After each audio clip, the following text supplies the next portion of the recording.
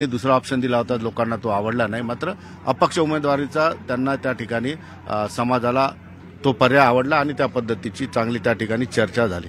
याच विषय बोलण्यासाठी माझ्यासोबत मनोज जरांगे पाटील आहेत.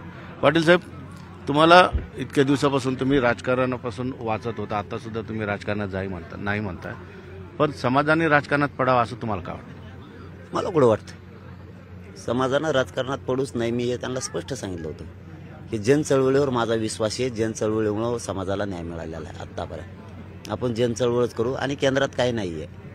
आपलं इथंच आहे ते राज्यात, आपलं ओबीसी आरक्षण राज्यात आहे, त्याबाबत आपण लढू.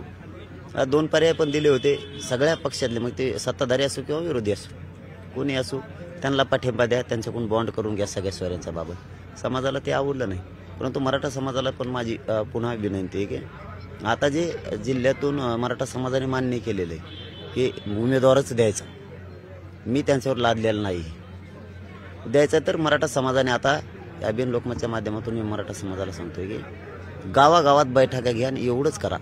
मराठा समाज सगळा एकत्र करा, घरोघरी जाऊन निरोप द्या, बैठक घ्या आणि त्या बैठकीत स्पष्ट विचारा जिल्ह्यातून मराठा समाजाच्या वतीनं किंवा इतर बांधवांचाही उमेदवार दिला जाणार आहे, तो एक उमेदवार आपल्याला अपक्ष मान्य आहे का हे विचारायचं.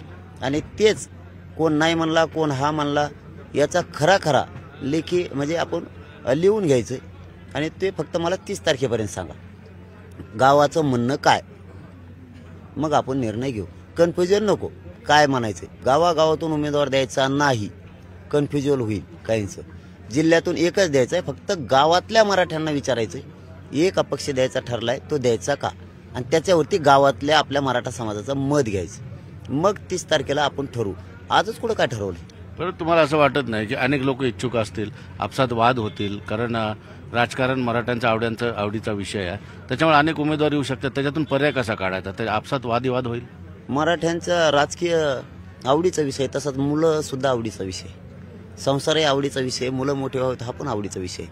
इथं आपल्याला जर एखादी आपली जिरवायला निघाला असं सरकार, तर एखाद्या वेळेस जात काय असते, जातीची शक्ती काय असते, आपण म्हणतो ना बोलता बोलता याला जात दाखवावं लागत, एक बोलता बोलता ते हे म्हणजे जात म्हणजे ही जात नाही, तर ते दाखवणं गरजेचं आहे, आपली शक्ती दाखवणं गरजेचं आहे. आपले मुलं मोठे करायचे म्हणल्याच्या नंतर प्रत्येक वेळेस नुसतं राजकारण, राजकीय नेताच मोठं करून नाही चालत. मुलांच्या भविष्यासाठी सुद्धा तुम्हाला विचार करावा लागणार. सगळ्या पक्षातल्या मराठा समाजाला माझी विनंती, ज्या गावात बैठका होणार आहेत कुणी विरोध दाखवण्याचं काहीच कारण नाही. अपक्ष उमेदवार हे तुमच्या मुलाच्या हितासाठी समाजाने स्वीकारलंय, ते की निर्णय घेतलाय, त्या निर्णयाशी राहत तुम्ही जर म्हणाल की अजिबात जमणार नाही, कशाला उभा करायचे, काय करायचं, याचा अर्थ असा होतो की तुम्ही आणखीन बी ते राजकीय नेते कोणच ओढताय, तुमच्या मुलाकडून किंवा जातीकडून तुम्ही ओढत नाहीत, असा त्याचा अर्थ होणार. त्यामुळे आपली भूमिका ही एक मताची गावागावाने मांडा, फायनल निर्णय करू आणि वादविवाद होणार नाही. एकच उमेदवार राहणार आहे आणि सगळ्या जाती धर्माचे राहणार आहे. ते काय नुसते सगळ्या दुनियातच मराठ्याचे नाहीत असं नाही. अन्याय मराठ्यावर झाला आहे, दलित बांधवावर झालेला आहे, धनगर बांधवावर झाला आहे, मुस्लिम बांधवावर झाला आहे, 12 बलुतेदारांवरती झालेला आहे. जे जे वंचित राहिलेत यांचा सगळ्यावरती अन्याय. मग देणारेच बना ना, त्यांना दरबारीनं देता निवडून आणि त्यांच्याच पाय पडायला जातात. त्यांच्या पाय पडायला गेल्यावर ते मारतेत, पोलिसाच्या माध्यमातून केसेस करतेत. तुम्हीच देणारे बना, हो ना मालक, कशाला ताण घेता, हो मालक आणि द्या. केशी व्हायच्या नाहीत, करणारेच तुम्ही येत. करणाऱ्याला धडा शिकवायचं काम आहे. पोलिसांवरती दबाव आणतंय सरकार, पोलिसांवर तर दबाव जाईल तुम्हीच करते बांधल्यावर. धनगर बांधवाला आरक्षण नाही, 12 बलुतेदारांचा वेगळा प्रवर्ग नाही, दलित बांधवांच्या अनेक प्रश्न आहेत, वंजारी बांधवांचे आहेत, धनगर बांधवांचे आहेत, मराठ्यांचे आहेत. सोडणारेच तुम्ही हो ना, कशाला डोकं लावता रे? आपली शक्ती एवढी मोठी आहे, देणारेच होऊन बसा ना तुम्ही. पण एक पद्धतीने आपण सोशल इंजिनिअरिंग म्हणू शकतो याला, म्हणजे वेगवेगळ्या जाती धर्माचे लोक एका छताखाली आणायचे. नाही, आता इंजिनिअरिंग हे का मळणी यंत्रच हे ध्यानात येईन त्यांच्या. थोडं मला 30 तारखेचा अहवाल येऊन द्या, मग मळणी यंत्र हे काय, कसा कुठ निघो तू कळल. बरं, 48 जागा आहेत, तुम्हाला काय वाटतं 48 जागांमध्ये तुम्ही किती जागांवर प्रभाव टाकू शकता? जर समजा सगळे गोडी गुलामीने झालं, प्रत्येक मतदारसंघामध्ये सर्वांनी मते एक उमेदवार असेल, तर किती मतदारसंघ तुम्ही प्रभावित करू शकता किंवा तुम्हाला विजय मिळू शकतो? मी तिथंच सांगितलं, राजकारणात मला कळत नाही, फॉर्म कसा भरायचा हे कळत नाही, तुमचा उद्योग तुम्ही बघा. आपल्याला जे कळत नाही ते नाही कळत, उगा जे कळत नाही ते नाही. म्हणून मी स्पष्ट केलंय, मला निवडणुकीला उभा राहायचं नाही, राजकारण मला करायचं नाही. जन चळवळीवर माझा विश्वास आहे, पण समाजाचा आग्रह होता तुम्हीच सांगा, बैठक घ्या, मार्गदर्शन करा. फक्त मार्गदर्शन केलंय, कोण मार्गदर्शन करत नाही कोणाला. वकील बांधव साधं साधं काही काम असलं तर मार्गदर्शन करतो. शिक्षक असला तर त्या क्षेत्रातला शिक्षक मार्गदर्शन करतो.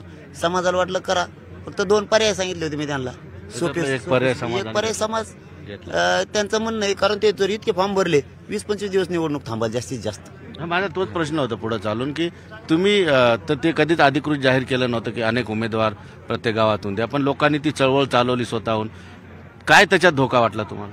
नाही, हे काय करतील, मराठा समाज फॉर्म भर, आमचं एक तर मतदान विखरून जाईल. सगळ्यात महत्वाचं थोडं सगळ्याला मतदान पडं, ती शक्ती दिसायची नाही. आणि जे नाही यायचे निवडून नेमके तेच येऊन बसते त्यांच्यामुळं. म्हणजे आपल्याला जे वाटतंय, जे आपल्याला संपवायला निघालाय तेच पुन्हा आपल्या मुंडक्यावर पाय द्यायला मोकळा होईल. त्यासाठी एकत्र या ना. तुमच्या सगळ्यांची इच्छा काय, ती आपली जिरवायली त्यांची जिरवायची, ते आपल्यावर अन्याय करतात ते होऊ द्यायचा नाही. मग तुम्ही एक द्या आणि तुम्हीच देणारे बना. ते केल्याने काय 20-25 दिवस निवडणूक थांबल, 20-25 दिवसांनी ते काहीतरी पर्याय आणतेनच, पुन्हा पचका होईल. त्यापेक्षा एक द्या, शक्ती काय दाखवा. जवळपास 17 ते 18 मतदारसंघात मराठ्यांचं प्राबल्य, मराठ्यांचं निव्वळ. नुसता मराठा जरी एकवटला, सगळे एकीकडे झाले, नुसता मराठा जरी एकीकडे झाला, उदाहरण म्हणून सांगतोय, तरी 16 ते 17 सीटं मराठ्यांचे निघू शकते मराठ्यांचे. आणि बाकी जर सगळे एकत्र झाले, दलित बांधव झाले, धनगर बांधव झाले, 12 बलुते झाले, मुस्लिम झाले, तुम्हाला सांगतो डिपॉझिटच जातील. खरं सांगतो मी, हे खोटं नाही. पण आता 30 तारखेला काय होतं माहित नाही समाजाचा, मी फक्त त्याच्यावर निर्णय घेणार. तुम्ही समाजाचा शब्द पुढे जात नाही कधी, तुम्ही तसं जाहीर सांगता. समाजानं जर गळ घातली की प्रचारामध्ये उतरा, समाजाचं तुम्हाला ऐकावं लागेल. 30 तारखेला बघू ना. आता उमेदवार आणखीन लय मोठं कबाळी यायचं राहिलंय, मतं यायचं राहिलं, 30 तारखेला बघू ना. पण समाजाचा शब्द मोडणार नाही तुम्ही, म्हणून मोडा नाही म्हणून तर बैठक घेतली ना.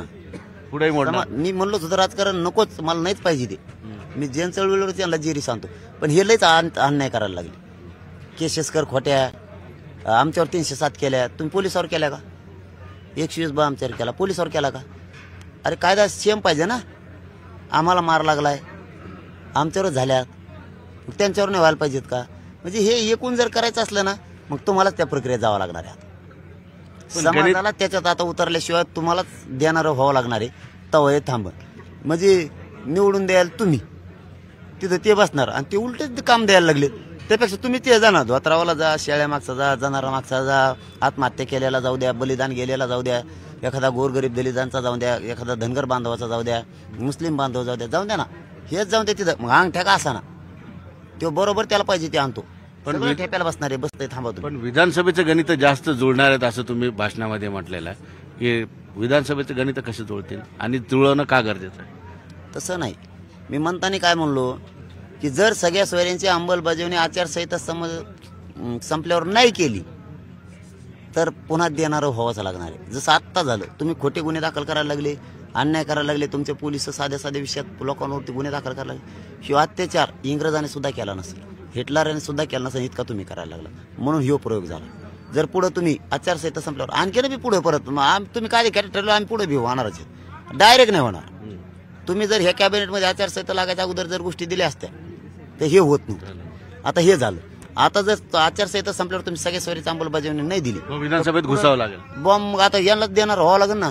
धनगरांना आरक्षण द्यायचंय, मराठ्यांना द्यायचंय, 12 बलुतेदारांचं वेगळं आरक्षण करायचंय, मुस्लिम बांधवांचं द्यायचंय, दलित बांधवांचे काही प्रश्न येतं, याच्या सगळ्या जाती धर्माचे एकत्र येणार आहेत. 12 बलुतेदार आहेत, ओबीसी बांधव सुद्धा आहे. हो, एवढं सगळं राजकारणात तुम्ही मार्गदर्शन करताय, सगळ्या गोष्टी हँडल करताय, मग राजकारणात जायचं कुठं राहिलं? तुम्ही जवळपास राजकारणाच्या दारातच आहात ना. नाही तसं नाही ना. शेवटी काय असतं, पाहुण्यात फरक आहे. तुम्ही पाण्यात गेल्यावरच पावले, बाहेरून तुम्ही जर बघत असले हे पाणी आहे, त्याला काय अर्थ आहे? पावायला तुम्हाला पाण्यातच जावं लागेल तरच ते पावतोय, बाहेरून काय मजा आहे? मग याचा अर्थ तुम्हाला राजकारणात जावं लागेल? जायचं नाहीये मला. तुम्ही म्हणलात मला की तुम्ही राजकारणात जायचं काय राहिलं? राजकारणात आपण पोहायचं म्हणतो, पोहायला उडी टाकली तरच तो पोहतोय. मी फक्त मार्गदर्शन सांगितलं. मी आपलं काठावून मला ती येतच नाही, तुम्हाला खरं सांगतो. नाही मी उडी टाकली असते, मी घेत नाही काहीच नाही. त्याला काय लढायची खाप कोणून काय झालं? त्याला पाडी नाही, मी उतरणं पडत नाही, त्याला पाडी, त्याला गाठ्याचं डंगडं मोडून नाही तर माझ्या गाड्यात पडून जे व्हायचं असेल ते होईल. आपलं काय काच का तसं असतं.